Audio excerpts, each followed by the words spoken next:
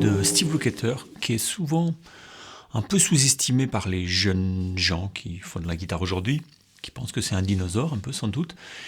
Mais pour moi, Steve Lukather, c'est un immense musicien. Il faut savoir qu'il est sur des milliers d'albums, que lui-même souvent se rappelle même plus sur quel album il était. Ça faisait partie des requins de studio comme Pino Palladino ou ce genre de mecs qui ont joué sur des milliers et des milliers d'albums. Souvent même, toi tu sais pas que c'est lui, mais c'est lui qui fait le solo. Il a souvent un gros son, il joue indifféremment avec plusieurs types de micros, et micro grave, micro aigu. Moi ici je vais jouer avec mon micro grave parce que j'aime pas mon micro aigu, c'est un P90 et je l'adore. Donc on va faire des plans un peu où il se sert de différentes couleurs. Il est un peu malin. Ça peut jouer un peu jazzy, hein, donc c'est un mec qui sait faire plein de trucs. On est en mi, mettons un mi. On est en mi.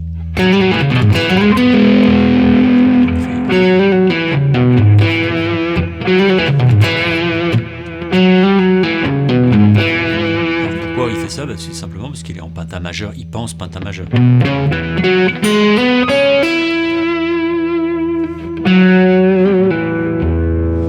Cette pentamajeur, elle a un avantage, c'est qu'elle met en valeur la seconde et la sixte.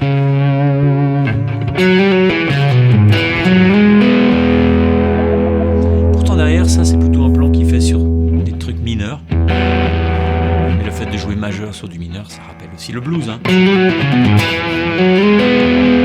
on a une ambiguïté mineure-majeure, ça rappelle le blues.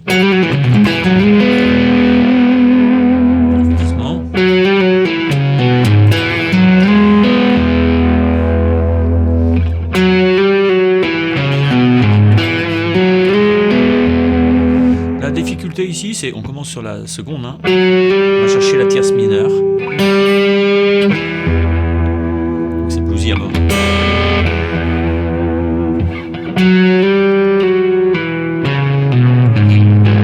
Et s'il va sauter ici de la tierce majeure à la tonique.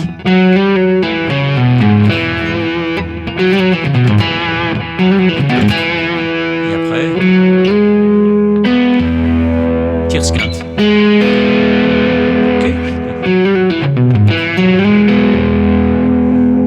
C'est chouette, non ?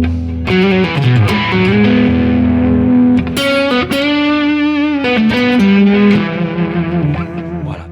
Ce petit plan, il est sympa parce qu'en fait, il va se mettre un petit peu sur une position un petit peu ici qui va lui permettre d'avoir un peu plus de phrasé. Ok. Je vous fais un GP avec le PDF pour avoir toutes les tablatures et tout ça pour bien bosser en détail, d'accord ?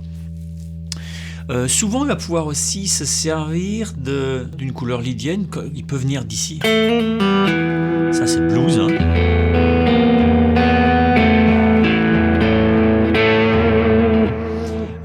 Quand on le joue comme ça, c'est pas lydien qu'on entend. On entend la B5 comme une note blues de la pentatonique. C'est pas lydien, c'est pas ça lydien. Où il va choper le lydien, c'est après. Il va pouvoir faire, par exemple, je vous fais doucement.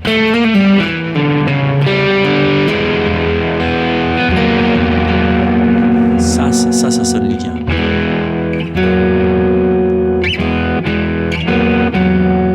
Quand tu fais un majeur, le mi, on est en mi, le mi il est majeur, et le 2, la corde après, c'est le fa dièse, il est majeur aussi.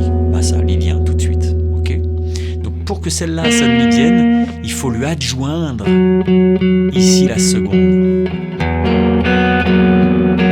Ok, ça va sonner, ça va donner une couleur lydienne en tout cas.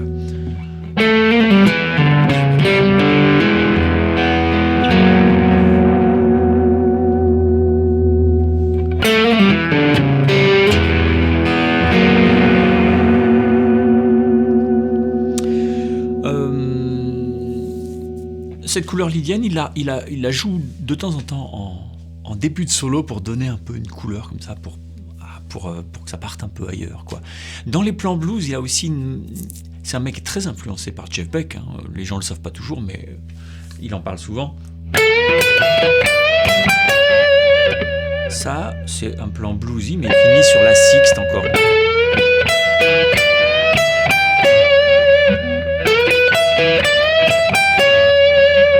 Ok, il fait...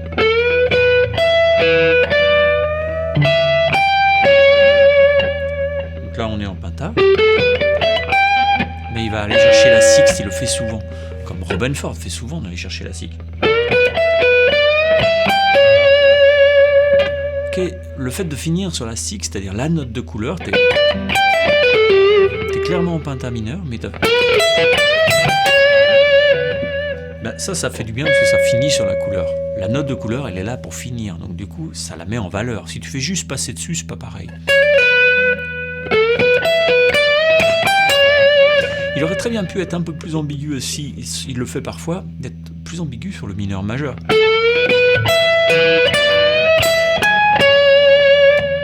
Tierce majeure, sixte. Et si vraiment il veut jouer coloré, à ce moment-là, il ne va pas aller chercher la tierce, ni la tierce mineure, mais la seconde, la neuvième.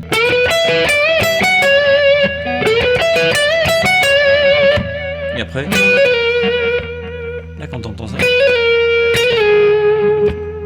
tu rappelles un petit peu la couleur bluesy, mais aussi un peu l'hyène. Ici, le La dièse, là, c'est la quarte augmentée. Ok ?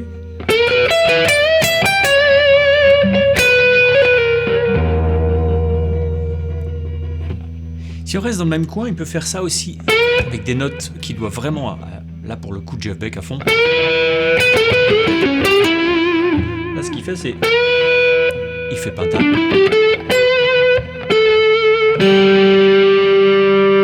Il va chercher celle-là. La deuxième fois, il va la jouer moins haute, donc quinte diminuée plus tôt, même si ça reste vraiment de l'inflexion microtonale aussi.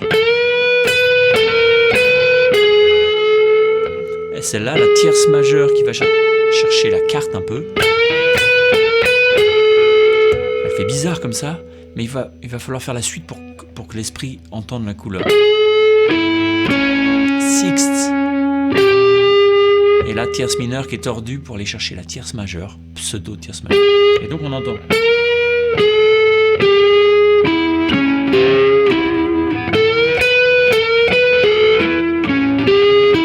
Chaque note qui est jouée là, elle est jouée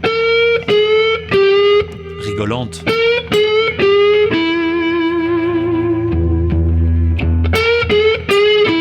Chaque note est tordue. La première, elle est tordue.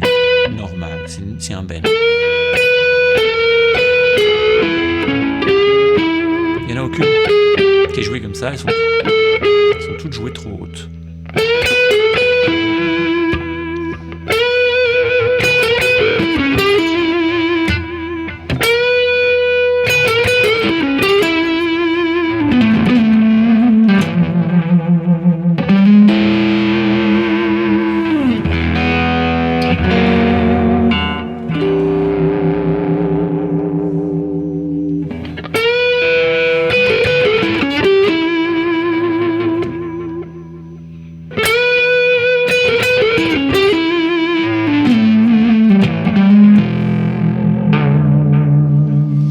Voilà, alors chez Steve Lukather, on trouvera plein de magouilles, parce que c'est un mec qui a un jeu vachement fin, vachement coloré. Une bonne technique, un peu à l'ancienne, bluesy, mais avec beaucoup de... Quand il est inspiré, alors parfois, c'est pas comme tout le monde, hein, c'est pas toujours d'humeur égale, on va dire, mais quand il est inspiré, franchement, c'est un guitariste très expressif, vraiment dans la droite lignée de... La droite lignée, je sais pas si ça se dit, mais la droite lignée de Jeff Beck. Son jeu doit beaucoup à Jeff Beck, et il le dit lui-même d'ailleurs dans ses interviews.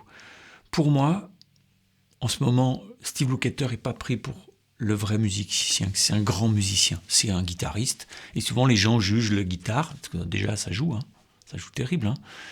Mais j'ai remarqué pour avoir parlé avec plusieurs jeunes guitaristes, des mecs de 20-25 ans, qui me disent ouais, Steve Lukather, soit c'est ringard, soit c'est ouais, la technique, ouais, bon. Mais c'est pas vrai. C'est pas vrai. Pour moi, c'est un immense musicien. C'est un grand guitariste et un immense musicien. Voilà, c'est dit. Bon, je vous souhaite une bonne